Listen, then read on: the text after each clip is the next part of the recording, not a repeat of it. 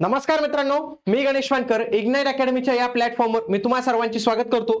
महाराष्ट्र जीवन प्राधिकरणामार्फत जी काही भरती आलेली होती तर तिची फॉर्म भरण्याची आज लास्ट डेट आहे 26 डिसेंबर 2025 ला याची लास्ट डेट होती।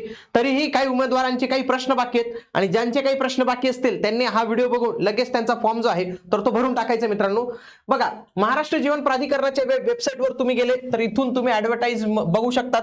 त्याच्यानंतर ही शुद्धीपत्रक आलेले आणि ही अप्लाय करण्याची लिंक आहे। आजची शेवटची तारीख आहे तर तुम्ही अप्लाय जे आहे तर ते करून टाका। सगळ्यात आधी पहिला जो प्रश्न येतो ना मित्रांना, पहिले खूप सारे उमेदवारांनी काय केलं माहिती का, नॉन टेकचा पहिले फॉर्म भरलाय म्हणजे लिपिक भांडारपालचा, आणि आता त्यांना टेक्निकलचा फॉर्म भरायचा आहे। मोस्ट प्रोबेबली हा प्रॉब्लेम मेकॅनिकल वाल्यांना येतोय कारण की त्यांनी डिग्री झालेली होती आधी।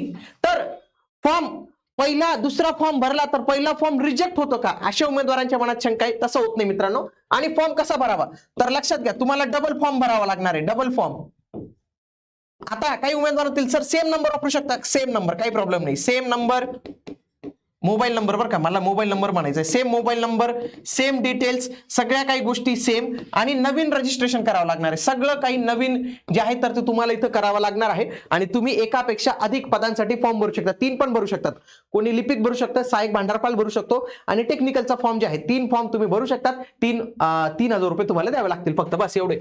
त्यांनी जाहिरातीमध्ये पण जे आहे तर तो या संदर्भातला उल्लेख केलेला आहे बघा, उमेदवारास प्रसिद्ध केलेल्या जाहिरातीतील एकापेक्षा अधिक पदांकरता अर्ज करावयाचे असल्यास असे प्रत्येक पदासाठी स्वतंत्र अर्ज करून त्यासाठी स्वतंत्र परीक्षा शुल्क हे बंधनकारक राहणार आहे। बरेच उमेदवार विचारतायत की सर माझा मागचा फॉर्म रिजेक्ट होईल का, कारण की टीसीएस ला बाकीच्या ठिकाणी असंच होतं, जर तुम्ही 2 फॉर्म भरले तर आधीचा फॉर्म रिजेक्ट होतो, परंतु इथं तुम्ही 2 सेम पदांसाठी नाही भरते, इथं तुम्ही 2 वेगवेगळ्या पदांसाठी भरतायत। पहिले तुम्ही भांडारपालला भरला असेल किंवा लिपिकला भरला असेल, तुम्ही आता मेकॅनिकलला भरू शकतात, किंवा मेकॅनिकलला भरला असेल आता तुम्ही लिपिक आणि भांडारपाल यांना जो आहे तर तो फॉर्म भरू शकतात। मित्रांनो हे तुम्ही इथे लक्षात घ्या, आलं लक्षात, म्हणजे तुम्ही डबल फॉर्म भरू शकतात का तर हो, बाकी फॉर्म रिजेक्ट होईल का तर नाही, हे तुम्ही लक्षात घ्या। त्याच्यानंतर डिग्री वाले भरू शकतात का, हो डिग्री वाल्यांसाठी अलाउड झालेलं। खूप सारे विद्यार्थी कमेंट बॉक्स मध्ये सांगत होते की सर मला 12th प्लस डिग्री येत नाही। मित्रांनो 12th प्लस डिग्री ऑप्शन आहे, ओके। फॉर्म भरता येतोय म्हणून तुम्ही काही ते म्हणू नका, कमेंट मध्ये सांगतात माझा भरता येत नाही, अरे कसं काय भरता येत नाही, आम्ही स्वतः सगळं भरून पाहिलेले। तर उच्च शैक्षणिक अर्हता मेकॅनिकल साठी करण्यात येईल। त्यासोबतच काही विद्यार्थी विचारत होते अहो मेकॅनिकलच्या याला सिव्हिलचे प्रश्न विचारले जातील का, तसं नाही, ते टायपिंग मिस्टेक झाली होती। तर मेकॅनिकलच्या याला मेकॅनिकलचे प्रश्न जे आहे तर ते इथं विचारण्यात येतील मित्रांनो।